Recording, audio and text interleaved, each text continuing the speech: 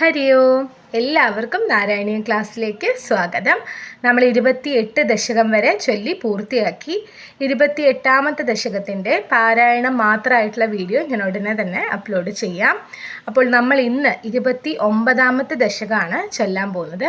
29ാമത്തെ ദശകത്തിൽ അമൃതാഹരണവും അസുര നിഗ്രഹവുമാണ്. നമ്മൾ 28ാമത്തെ ദശകത്തിൽ പറഞ്ഞിരുന്നു അല്ലേ, അമൃത കലശവുമായിട്ട് ധന്വന്തരി മൂർത്തി പാലാഴിയിൽ നിന്നും പൊങ്ങി വന്നത് നമ്മൾ പറഞ്ഞു. അപ്പോൾ ഇനി ആ അമൃതം അസുരന്മാർ മോഷ്ടിച്ചു കൊണ്ട് പോകുന്നുണ്ട്. അതിനെ തിരിച്ചു പിടിക്കുന്നതും അതൊക്കെയാണ് 29ാമത്തെ ദശകത്തിൽ വിവരിക്കുന്നത്. അപ്പോൾ 29ാമത്തെ ദശകത്തിൽ ആകെ 10 ശ്ലോകങ്ങളാണ് ഉള്ളത്. അതെല്ലാം തന്നെയും വസന്ത തിലകം എന്ന വൃത്തത്തിലുമാണ് ഉള്ളത്. അപ്പോൾ ചൊല്ലി തുടങ്ങാം. ഓം നമോ ഭഗവതേ വാസുദേവായ. ഓം ശ്രീകൃഷ്ണ പരമാത്മനേ നമഃ. ഓം ഉത്കച്ഛതസ്തവ കരാദമൃതം ഹരത്സു ദൈത്യേഷു താന ശരണാനനുനീയ ദേവാൻ സദ്യസ്ഥിരോദതി തദേവ ഭവത്പ്രഭാവാദുത്യസ്വയൂധ്യ കലഹ ദിതി ച ബഭൂവു. ഒന്നുകൂടി ചൊല്ലാം. ഉദ്ഗച്ഛതസ്തവ കരാദമൃതം ഹരത്സു ദൈത്യേഷു താന ശരണാനനുനീയ ദേവാൻ സദ്യസ്ഥിരോദതി തദേവ ഭവത്പ്രഭാവാദുത്യസ്വയൂധ്യ കലഹ ദിതി ച ബഭൂവു. ഒന്നാമത്തെ ശ്ലോകത്തിൽ വിവരിക്കുന്നത് അങ്ങനെ അമൃത കലശവുമായി ധന്വന്തരി മൂർത്തി പാലാഴിയിൽ നിന്നും പൊങ്ങി വന്നു. ആ ധന്വന്തരി മൂർത്തിയുടെ കയ്യിൽ നിന്നും, ആ ഭഗവാന്റെ കയ്യിൽ നിന്നും അസുരന്മാർ അമൃത് മോഷ്ടിച്ചു കൊണ്ടുപോയി. ദേവന്മാരാണെങ്കിൽ തീർത്തും നിസ്സഹായരായി തീർന്നു. അപ്പോൾ ദേവന്മാരെ എങ്ങനെയെങ്കിലും രക്ഷിക്കണമല്ലോ. അപ്പോൾ അതുകൊണ്ട് തന്നെ ഭഗവാൻ പെട്ടെന്ന് തന്നെ അവിടുന്ന് മറഞ്ഞു. എന്നിട്ട് ഭഗവാന്റെ മായ കൊണ്ട് അസുരന്മാർ പിന്നീട് തമ്മിൽ കലഹിക്കുകയുണ്ടായി. തമോ ഗുണം ഉള്ള ആൾക്കാരാണ് അസുരന്മാർ അല്ലേ. അപ്പോൾ അവരുടെ കയ്യിലാണ് അമൃത് വന്ന് പെട്ടത്. ഒരിക്കലും അങ്ങനെയുള്ള ആളുകളുടെ കയ്യിൽ അമൃത് വന്ന് പെടാൻ പാടില്ല. അസുര സ്വഭാവമുള്ള ആളുകളുടെ കയ്യിൽ അമൃത് ചെന്ന് പെടാൻ പാടുള്ളതല്ല. അപ്പോൾ അവർക്ക് അമൃത് കിട്ടിക്കഴിഞ്ഞാൽ അത് ഈ പ്രപഞ്ചത്തിന് തന്നെ നാശനഷ്ടങ്ങൾ ഉണ്ടാക്കുന്നതായി തീരും എന്നുള്ളത് തീർച്ചയായിട്ടുള്ള കാര്യമാണ്. അപ്പോൾ അവരുടെ കയ്യിൽ നിന്നും അമൃത് എങ്ങനെയെങ്കിലും തിരിച്ച് വീണ്ടെടുത്ത് കൊണ്ടുവരണം. ദേവന്മാരാണെങ്കിൽ തീർത്തും നിസ്സഹായരായി നിൽക്കുകയാണ്. അപ്പോൾ ഭഗവാൻ തന്നെ അമൃതം അവിടെ നിന്നും തിരികെ കൊണ്ടുവരുവാനുള്ള ശ്രമത്തിൽ അവിടെ നിന്നും മറഞ്ഞു. പിന്നീട് എന്താണ് ഉണ്ടായതെന്ന് വെച്ചാൽ ഭഗവാന്റെ മായ കൊണ്ട് അസുരന്മാർ തമ്മിൽ കലഹിക്കുവാനായിട്ട് തുടങ്ങി. അപ്പോൾ എങ്ങനെയെങ്കിലും അമൃത് വീണ്ടെടുക്കാനാണ് ഭഗവാൻ അങ്ങനെ ഒരു മായ ഉപയോഗിച്ച് അസുരന്മാരെ തമ്മിൽ കലഹിപ്പിക്കുന്നത്. ഇനി എന്താണ് ഉണ്ടാവുന്നത് എന്നറിയാൻ രണ്ടാമത്തെ ശ്ലോകം ചൊല്ലാം. ശ്യാമാമൃചാപി വയസാപി തനും തദാനീം പ്രാപ്തോസി തുംഗകുചമണ്ഡലഭംഗുരാം ത്വം പീയൂഷകുംഭകലഹം പരിമുച്യ സർവേ തൃഷ്ണാകുലാ പ്രതിയയുസ്ത്വതുരോജകുംഭേ. ഒന്നുകൂടി ചൊല്ലാം. ശ്യാമാമൃചാപി വയസാപി തനും തദാനീം പ്രാപ്തോസി തുംഗകുചമണ്ഡലഭംഗുരാം ത്വം പീയൂഷകുംഭകലഹം പരിമുച്യ സർവേ തൃഷ്ണാകുലാ പ്രതിയയുസ്ത്വതുരോജകുംഭേ. അങ്ങനെ രണ്ടാമത്തെ ശ്ലോകത്തിൽ വിവരിക്കുന്നത് ഭഗവാൻ മോഹിനി രൂപം എടുക്കുകയാണ്. അപ്പോൾ മോഹിനി രൂപത്തെ വർണ്ണിക്കുകയാണ് ഭട്ടതിരിപ്പാട് ചെയ്യുന്നത്. കാന്തി കൊണ്ടും പ്രായം കൊണ്ടും ശ്യാമവർണ്ണയും നല്ല വെളുത്ത നിറത്തിലുള്ള നവയൗവനയുക്തയുമായിരുന്നു മോഹിനി രൂപം. ഭഗവാന്റെ മോഹിനി രൂപം എന്ന് പറയുന്നത് നല്ല വെളുത്ത നിറത്തിലുള്ള കാന്തിയും പ്രായം കൊണ്ടും യൗവനയുക്തയായതും കാന്തി കൊണ്ട് ശോഭിച്ച് നിൽക്കുന്ന അത്രയും സൗന്ദര്യമുള്ള ഒരു രൂപമായിരുന്നു മോഹിനി രൂപം എന്ന് പറയുന്നത്. അതാണ് മോഹിനി എന്ന പേര് പോലും, ആരെയും മോഹിപ്പിക്കുന്നവൾ എന്നുള്ള അർത്ഥത്തിൽ അത്രയും ആ പേരിന് അന്വർത്ഥമായ പോലെ തന്നെയുള്ള രൂപമായിരുന്നു മോഹിനിയുടേത്. മോഹിനിയുടെ മോഹിനി രൂപത്തിൻ്റെ ഉന്നതവും വൃത്താകൃതിയിലുമുള്ള സ്തനങ്ങളുടെ ഭാരം കൊണ്ട് അല്പം വളഞ്ഞ രൂപത്തിലായിരുന്നു മോഹിനി രൂപം അസുരന്മാരുടെ മുമ്പിൽ ചെന്ന് പ്രത്യക്ഷപ്പെടുന്നത് എന്നാണ് പറയുന്നത്. നമ്മൾ ലക്ഷ്മി ദേവിയുടെ പറഞ്ഞതുപോലെ തന്നെ ആ സ്തനങ്ങളുടെ ഭാരം കൊണ്ടാണോ അല്പം കുനിഞ്ഞ് ദേവി നടക്കുന്നത് എന്ന് നമ്മൾ പറഞ്ഞിരുന്നു. അതുപോലെ തന്നെ മോഹിനി രൂപത്തിൻ്റെ ആ സ്തനങ്ങളുടെ ഭാരം കൊണ്ട് അല്പം വളഞ്ഞ രൂപത്തിലാണ് അസുരന്മാരുടെ മുമ്പിലേക്ക് ചെന്നെത്തുന്നത്. അസുരന്മാരുടെ കാര്യം പിന്നെ പറയേണ്ടതില്ലല്ലോ. വിഷയാസക്തി ഏറ്റവുമുള്ള ആളുകളാണ് അസുരന്മാർ, അല്ലേ? അപ്പോൾ അങ്ങനെ തന്നെ ആ മോഹിനി രൂപത്തെ കണ്ടപ്പോൾ പിന്നെ എല്ലാം മറന്ന് മോഹിനിയുടെ പുറകെയായി, ആ മോഹിനി രൂപത്തിൻ്റെ പുറകെയായി അസുരന്മാർ. സ്ത്രീ എന്ന് കേട്ടാൽ ആ സ്ത്രീയുടെ പുറകെ പോകുന്നവരാണ് ഈ അസുര സ്വഭാവമുള്ള ആളുകൾ എന്ന് വേണമെങ്കിൽ നമുക്കിതിൽ നിന്നും മനസ്സിലാക്കാം. അപ്പോൾ ഇവിടെ ഭട്ടതിരിപ്പാട് പറയുകയാണ്, പീയൂഷ കുംഭത്തെ ചൊല്ലിയുള്ള കലഹം വെടിഞ്ഞ്. പീയൂഷ കുംഭം എന്ന് വെച്ചാൽ അമൃതകുംഭം. അമൃതകുംഭത്തിൻ്റെ പേരിലുള്ള കലഹം. ആ അമൃത് കിട്ടിയതിന് ശേഷമാണ് ഭഗവാന്റെ മായ കൊണ്ടാണെങ്കിലും അസുരന്മാർ തമ്മിൽ കലഹിക്കുന്നത്.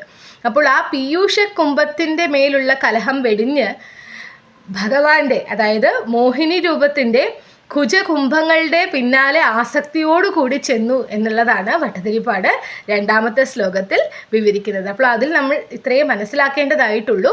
ഭഗവാന്റെ അത്യധികം സൗന്ദര്യമുള്ള സുന്ദരമായിട്ടുള്ള മോഹിനി രൂപം അവിടെ ഉണ്ടാവുകയാണ്. ആ മോഹിനി രൂപത്തിൽ ഭഗവാൻ അസുരന്മാരുടെ മുന്നിൽ ചെന്ന് നിൽക്കുന്നു. അപ്പോൾ അവർ അമൃതകുംഭത്തെ ചൊല്ലിയുള്ള കലഹമൊക്കെ വിട്ട് അതൊക്കെ മറന്നു ഈ മോഹിനി രൂപത്തെ കണ്ടതും. പിന്നീട് മോഹിനി രൂപത്തിൻ്റെ പിന്നാലെ ആസക്തിയോടുകൂടി ചെന്നു എന്നുള്ളതാണ് രണ്ടാമത്തെ ശ്ലോകത്തിൽ വിവരിക്കുന്നത്. ഇനി നമുക്ക് മൂന്നാമത്തെ ശ്ലോകം ചൊല്ലാം. കാത്വം മൃഗാക്ഷി വിഭജസ്വ സുധാമിമാമി ൂഢരാഗവിവശാനഭിയാചതോ മൂൻ വിശ്വസ്യത്തെ മയി കഥം കുലടാസ്മി ദൈത്യ ഇത്യാലപന്നപി സുവിശ്വസിതാനതാനി. ഒന്നുകൂടി ചൊല്ലാം. കാത്വം മൃഗാക്ഷി വിഭജസ്വ സുധാമിമാമി ൂഢരാഗവിവശാനഭിയാചതോ മൂൻ വിശ്വസ്യത്തെ മയി കഥം കുലടാസ്മി ദൈത്യ ഇത്യാലപന്നപി സുവിശ്വസിതാനതാനി. മൂന്നാമത്തെ ശ്ലോകത്തിൽ വിവരിക്കുന്നത്, അങ്ങനെ ആ മോഹിനി രൂപത്തിൽ മതിമറന്നു നിൽക്കുന്ന അസുരന്മാർ ഈ മോഹിനിയോട് ചോദിക്കുകയാണ്, അല്ലയോ സുന്ദരി, നീ ആരാണ്? ഈ അമൃത് ഞങ്ങൾക്ക് വീതിച്ചു തരിക എന്ന് പറയുകയാണ്. അസുരന്മാർ മോഹിനി രൂപത്തോട് പറയുകയാണ്, അല്ലയോ സുന്ദരി, നീ ആരാണ്? ഈ അമൃത് ഞങ്ങൾക്ക് വീതിച്ചു തരിക എന്ന്. അപ്പോൾ ഒന്ന് ആലോചിച്ച് നോക്കൂ, അമൃതത്വത്തിൻ്റെ അടുത്തെത്തി നിൽക്കുകയാണ് അസുരന്മാർ, അല്ലേ? ആ അമൃത് വീണ്ടെടുക്കാനായിട്ടാണ് പാലാഴി മഥനം നടന്നത്. അത്രയും വിശിഷ്ടമായിട്ടുള്ള അമൃതാണ് അവരുടെ കൈകളിൽ ഇരിക്കുന്നത്. ആദ്യം ആ അമൃതിനെ ചൊല്ലി അവർ കലഹിച്ചു. പിന്നീട് ഒരു സുന്ദരിയായിട്ടുള്ളൊരു സ്ത്രീ മുന്നിൽ വന്ന് നിന്നതും ഈ അമൃതിൻ്റെ വില പോലും മനസ്സിലാക്കാതെ ആ അമൃത അവളെ ഏൽപ്പിക്കുകയാണ്, അല്ലെ? അവളുടെ സ്വഭാവം എന്താണ്, അല്ലെങ്കിൽ അവൾ വിശ്വസിക്കാവുന്നവളാണോ എന്ന് പോലും ചിന്തിക്കാതെ ഒരു സ്ത്രീയെ കാണുമ്പോൾ അങ്ങനെ അതിൽ മറന്ന് ആ അമൃത പോലും ആ സ്ത്രീയെ ഏൽപ്പിക്കുന്ന ഒരു നിലയിലേക്ക് അസുരന്മാർ മാറുകയാണ്. അപ്പോൾ അവരുടെ മനസ്സ് എത്രത്തോളം ചാഞ്ചല്യമുള്ളതാണ് എന്നൊന്ന് ആലോചിച്ച് നോക്കും. അപ്പോൾ അങ്ങനെ ആ അമൃത് വീതിച്ച് തരുവാൻ വേണ്ടി മോഹിനിയോട് പറയുകയാണ് അസുരന്മാർ. അപ്പോൾ ആ മോഹിനി രൂപമെടുത്ത ഭഗവാൻ അവരോട് പറയുകയാണ്, ഞാൻ കുലടയാണ്, എന്നെ വിശ്വസിക്കാൻ കൊള്ളാവുന്നതാണോ എന്ന് ചോദിക്കുകയാണ്. എന്നെ വിശ്വസിക്കാൻ പറ്റില്ല, എൻ്റെ കയ്യിൽ എന്തിനാണ് ഈ അമൃത കുംഭം ഏൽപ്പിക്കുന്നത് എന്ന് ചോദിക്കുകയാണ്. അങ്ങനെ ചോദിച്ചിട്ട് പോലും അസുരന്മാർ അവളിൽ വിശ്വാസമുള്ളവരായി തീർന്നു എന്നുള്ളതാണ്. അതായത് അങ്ങനെ അവരെ വിശ്വസിപ്പിക്കുന്ന തരത്തിലായിരുന്നു മോഹിനി രൂപം ഭഗവാൻ എടുത്തിരുന്നത്. ആ മോഹിനി രൂപത്തിൻ്റെ ശൃംഗാര ചേഷ്ടകൾക്ക് മുമ്പിൽ അസുരന്മാർക്ക് മറ്റൊന്നും ആലോചിക്കാനുണ്ടായിരുന്നില്ല. അസുരന്മാർ പറഞ്ഞു, നീ തന്നെ ഞങ്ങൾക്ക് ഈ അമൃത് വീതിച്ചു തരൂ എന്ന് പറയുകയാണ്. അതാണ് മൂന്നാമത്തെ ശ്ലോകത്തിൽ വിവരിക്കുന്നത്. അതിൽ അത്രയേ മനസ്സിലാക്കാനുള്ളൂ. മോഹിനി രൂപത്തോട് അസുരന്മാർ തന്നെ അമൃത് വീതിച്ചു തരാൻ വേണ്ടി പറയുകയാണ്. ഞാൻ വിശ്വസിക്കാൻ കൊള്ളാത്തവളാണ്, ഞാൻ കുലടയാണ് എന്ന് മോഹിനി രൂപം പറഞ്ഞിട്ട് പോലും അസുരന്മാർ അതൊന്നും ചെവികൊള്ളാതെ മോഹിനി തന്നെ ഞങ്ങൾക്ക് അമൃത് വിളമ്പി തന്നാലും എന്ന് പറയുകയാണ്. ഇനി നമുക്ക് നാലാമത്തെ ശ്ലോകം ചൊല്ലാം. മോദാത്സുതാ കലശമേഷു ദദത്സു സാത്വം ദുശ്ചേഷ്ടിതം മമ സഹധ്വമിതി ബ്രുവാണാം പങ്ക്തിപ്രഭേദവിനിവേശിതദേവദൈത്യ ലീലാവിലാസഗതിഭിः സമദാസുധാം താം. ഒന്നുകൂടി ചൊല്ലാം. മോദാത്സുതാ കലശമേഷു ദദത്സു സാത്വം ദുശ്ചേഷ്ടിതം മമ സഹധ്വമിതി ബ്രുവാണാം പങ്ക്തിപ്രഭേദവിനിവേശിതദേവദൈത്യ ലീലാവിലാസഗതിഭിः സമദാസുധാം താം. അപ്പോൾ 4-ാമത്തെ ശ്ലോകത്തിൽ പറയുന്നത്, അങ്ങനെ സന്തോഷത്തോടുകൂടി അസുരന്മാർ അമൃതകുംഭം മോഹിനിയെ ഏൽപ്പിക്കുകയാണ്. അപ്പോൾ മോഹിനി അവരോടായിട്ട് പറഞ്ഞു, നിങ്ങൾ എൻ്റെ ഒരു ദുഷ്കൃത്യം സഹിക്കണം എന്ന് പറഞ്ഞുകൊണ്ട് അവരെ പന്തി തിരിച്ച് ഇരുത്തി. അതായത് ദേവന്മാരെയും അസുരന്മാരെയും പരസ്പരം കാണാനാവാത്ത വിധത്തിൽ അവരെ പന്തി തിരിച്ചിരുത്തുകയാണ്. എന്നിട്ട് ഓരോ ശൃംഗാര ചേഷ്ടകളോടുകൂടി മന്ദം മന്ദം നടന്ന് ആ അമൃത് വിളമ്പിക്കൊടുക്കുകയാണ്. അപ്പോൾ ഇവിടെ ഈ ശ്ലോകത്തിൽ അമൃത് വിളമ്പിക്കൊടുക്കുകയാണെന്ന് മാത്രമേ പറയുന്നുള്ളൂ. പക്ഷെ അമൃത് വിളമ്പിക്കൊടുക്കുന്നത് ദേവന്മാർക്കാണ്. അത് അടുത്ത ശ്ലോകത്തിലാണ് വിവരിക്കുന്നത്. അപ്പോൾ ഈ ശ്ലോകത്തിൽ നമ്മൾ മനസ്സിലാക്കേണ്ടത് ഇത്രയേ ഉള്ളൂ. അമൃത കുംഭം അസുരന്മാർ മോഹിനിയെ ഏൽപ്പിക്കുകയാണ്. അപ്പോൾ മോഹിനി അസുരന്മാരോട് പറഞ്ഞു, എൻ്റെ ഒരു ദുഷ്കൃത്യം നിങ്ങൾ സഹിക്കണം എന്ന് പറഞ്ഞുകൊണ്ട് അവരെ പന്തി തിരിച്ചിരുത്തുകയാണ്. അപ്പോൾ അവിടെ ദേവന്മാരെയും കൊണ്ടുവന്ന് ഇരുത്തുകയാണ്. അവർക്ക് പരസ്പരം കാണാനാവാത്ത വിധത്തിലാണ് പന്തി തിരിച്ച് ഇരുത്തുന്നത്. അസുരന്മാർക്ക് മോഹിനി പറയുന്നത് എന്തും സമ്മതമായിരുന്നു. അത്രമേൽ അവളുടെ സൗന്ദര്യത്തിൽ ആകൃഷ്ടരായി ഇരിക്കുകയായിരുന്നു അസുരന്മാർ കരുതിയിരിക്കുന്നത് തങ്ങളോടും ആ മോഹിനി രൂപത്തിന് അത്രത്തോളം പ്രണയമുണ്ട് എന്നാണ് കരുതിയിരിക്കുന്നത്. അങ്ങനെ അന്ധന്മാരായി അസുരന്മാർ അവിടെ ഇരിക്കുകയാണ്. അപ്പോൾ അങ്ങനെ പന്തി തിരിച്ചിരുത്തി ദേവന്മാരെയും അസുരന്മാരെയും പരസ്പരം കാണാനാവാത്ത രീതിയിൽ പന്തി തിരിച്ചിരുത്തി ഓരോ ശൃംഗാര ചേഷ്ടകൾ കാണിച്ചുകൊണ്ട് നടന്ന് ഈ അമൃത് വിളമ്പിക്കൊടുക്കാൻ തുടങ്ങി എന്നുള്ളതാണ് 4-ാമത്തെ ശ്ലോകത്തിൽ പറയുന്നത്. ഇന്ന് നമുക്ക് 5-ാമത്തെ ശ്ലോകം ചൊല്ലാം.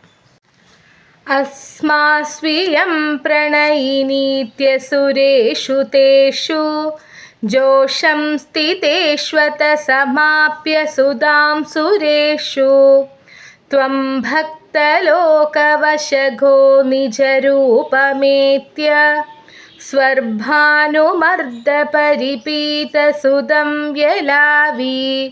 ഒന്നുകൂടി ചൊല്ലാം. അസ്മാസ്വിയം പ്രണയിനീത്യസുരേഷു തേഷു ജോഷം സ്ഥിതേഷ്വത സമാപ്യ സുധാം സുരേഷു ത്വം ഭക്തലോകവശഘോ നിജരൂപമേത്യ സ്വർഭാനുമർദ്ദപരിപീതസുതം വ്യലാവി. അപ്പോൾ ഈ മോഹിനി രൂപത്തിൻ്റെ ശൃംഗാര ചേഷ്ടകളും നടത്തവും ഭാഷണവും ഒക്കെ കേട്ട് അസുരന്മാർക്ക് ഇവൾക്കും തന്നോട് പ്രണയമുണ്ട് എന്ന് കരുതി അവർ മിണ്ടാതിരിക്കുകയാണ്. അസുരന്മാർ മോഹിനി രൂപത്തിൻ്റെ ശൃംഗാര ചേഷ്ടകളും ഭാഷണവും നടത്തവും ഒക്കെ കണ്ടിട്ട് ഇവൾക്കും തങ്ങളോട് പ്രണയമാണ് എന്ന് കരുതി മിണ്ടാതിരുന്നു. ഈ സമയം കൊണ്ട് മോഹിനി രൂപമെടുത്ത ഭഗവാൻ, തൻ്റെ ഭക്തപ്രിയനാണല്ലോ ഭഗവാൻ, തൻ്റെ ഭക്തന്മാരായിട്ടുള്ള ദേവന്മാർക്ക് അമൃത് മുഴുവനും വിളമ്പിക്കൊടുത്തു. അപ്പോൾ അതിനിടയിൽ അസുരനായിട്ടുള്ള രാഹു തൻ്റെ മായ കൊണ്ട് ഒരു ദേവൻ്റെ രൂപമെടുത്ത് ദേവന്മാരുടെ ഇടയിൽ ഇരിക്കുന്നുണ്ടായിരുന്നു. അപ്പോൾ ദേവന്മാർക്ക് അമൃത് വിളമ്പിക്കൊടുക്കുന്നതിനിടയിൽ ഭഗവാൻ രാഹുവിനും ഒരല്പം വിളമ്പിക്കൊടുത്തു. രാഹു അത് കുറച്ച് ഉള്ളിലാക്കുകയും ചെയ്തു, കുറച്ച് കഴിക്കുകയും ചെയ്തു. സൂര്യചന്ദ്രന്മാരാണ് രാഹുവിനെ ഭഗവാന് കാണിച്ചു കൊടുത്തത് എന്നാണ് പറയുന്നത്. ആ നിമിഷം തന്നെ, കാരണം അസുരന്മാരുടെ ഉള്ളിൽ ഒരിക്കലും അമൃത് പോയിക്കൂടാ, അവർക്ക് അമൃത് കൊണ്ടുള്ള അമരത്വം ഒരിക്കലും ലഭിച്ചുകൂടാ. ഇതറിയാവുന്ന ഭഗവാൻ ഉടനെ തന്നെ തൽക്ഷണം തന്നെ തൻ്റെ സ്വയരൂപമെടുത്ത്, മോഹിനി രൂപം മാറി തൻ്റെ വിഷ്ണു രൂപമെടുത്ത് സുദർശന ചക്രം കൊണ്ട് രാഹുവിൻ്റെ കഴുത്ത് ഖണ്ഡിച്ചു കളഞ്ഞു. അങ്ങനെ തലഭാഗം രാഹുവും ബാക്കിയുള്ള ഭാഗം കേതുവുമായി തീർന്നു എന്നുള്ളതാണ് 5-ാമത്തെ ശ്ലോകത്തിൽ വിവരിക്കുന്നത്. അപ്പോൾ ഈ ശ്ലോകത്തിൽ അത്രയേ മനസ്സിലാക്കാനുള്ളൂ. തൻ്റെ ശൃംഗാര ചേഷ്ടകളും ഭാഷണവും നടത്തവും ഒക്കെ കണ്ട് അസുരന്മാർ തങ്ങളോട് മോഹിനിക്ക് പ്രണയമുണ്ട് എന്ന് തെറ്റിദ്ധരിക്കുകയാണ് ചെയ്യുന്നത്. അപ്പോൾ അതുകൊണ്ട് തന്നെ അവർ നിശബ്ദരായി ഇരുന്നു. മോഹിനി എല്ലാവർക്കും അമൃത് വിളമ്പി എത്തും എന്നുള്ള പ്രതീക്ഷയിൽ തന്നെ അസുരന്മാർ ഇരിക്കുകയാണ്. പക്ഷേ മോഹിനി രൂപമെടുത്ത ഭഗവാൻ തൻ്റെ ഭക്തന്മാരായിട്ടുള്ള, ഭക്തവത്സലനാണ് ഭഗവാൻ, തൻ്റെ ഭക്തന്മാരായിട്ടുള്ള ദേവന്മാർക്ക് അമൃത് മുഴുവനും വിളമ്പിക്കൊടുക്കുകയാണ്. പക്ഷെ അതിനിടയിൽ ഒരസുരനായിട്ടുള്ള രാഹു തൻ്റെ മായ കൊണ്ട് രൂപം മാറി ദേവന്മാരെ പോലെ മാറി ദേവന്മാരുടെ ഇടയിൽ ഇരിക്കുന്നുണ്ടായിരുന്നു. അപ്പോൾ കുറച്ച് അമൃത് രാഹുവിൻ്റെ ഉള്ളിലേക്കും ചെന്നു, അതായത് രാഹു അത് കഴിച്ചു. അപ്പോൾ ആ സമയം ഇത് മനസ്സിലാക്കിയ ഭഗവാൻ പെട്ടെന്ന് തന്നെ തൻ്റെ വിഷ്ണു രൂപം എടുത്തു. തൻ്റെ രൂപം മാറി വേഗം വിഷ്ണുവായി മാറി സുദർശന ചക്രം കൊണ്ട് കണ്ഠം ഛേദിച്ച് കളയുകയാണ് രാഹുവിൻ്റെ. അങ്ങനെ തലഭാഗം രാഹുവും ഉടൽ ഭാഗം കേതുവുമായി തീർന്നു എന്നാണ് പറയുന്നത്. മാത്രമല്ല സൂര്യചന്ദ്രന്മാരാണ് ഭഗവാന് രാഹുവിനെ മനസ്സിലാക്കി കൊടുത്തത്. അത് ദേവനല്ല അസുരനാണ് എന്ന് മനസ്സിലാക്കി കൊടുത്തത് സൂര്യചന്ദ്രന്മാരാണ് എന്നുള്ളതും 5-ാമത്തെ ശ്ലോകത്തിൽ വിവരിക്കുന്നു. ഇനി 6-ാമത്തെ ശ്ലോകം തൊട്ടുള്ളത് നമുക്ക് അടുത്ത വീഡിയോയിൽ നോക്കാം. അപ്പോൾ ഇതുവരെ ചൊല്ലിയ ശ്ലോകങ്ങളെല്ലാം ഒന്നുകൂടി ചൊല്ലാം. ഉദ്ഗച്ഛതസ്തവ കരാദമൃതം ഹരത്സു ദൈത്യേഷു താന ശരണാനനുനീയ ദേവാൻ സദ്യസ്ഥിരോദതി തദേവ ഭവത്പ്രഭാവാദുദ്യത്സ്വയൂദ്യ കലഹ ദിതി ച ബഭൂവു ശ്യാമാമൃചാപി വയസാപി തനും തദാനീം പ്രാപ്തോസി തുംഗകുചമണ്ഡലഭംഗുരാം ത്വം പീയൂഷകുംഭകലഹം പരിമുച്യ സർവേ തൃഷ്ണാകുലാ പ്രതിയയുസ്ത്വധുരോജകുംഭേ കാത്വം മൃഗാക്ഷി വിഭജസ്വ സുധാമിമാമിത്യാരൂഢരാഗവിവശാനഭിയാചതോ മൂൻ വിശ്വസ്യത്തെ മയി കഥം കുലടാസ്മി ദൈത്യാ ഇത്യാലപന്നപി സുവിശ്വസിതാനതാനി മോദാത്സുധാകലശമേഷു ദദത്സു സാത്വം ദുശ്ചേഷ്ടിതം മമ സഹത്വമിതി ബ്രുവാണ പങ്ക്തിപ്രഭേദവിനിവേശിതദേവദൈത്യാ ലീലാവിലാസഗതിഭിः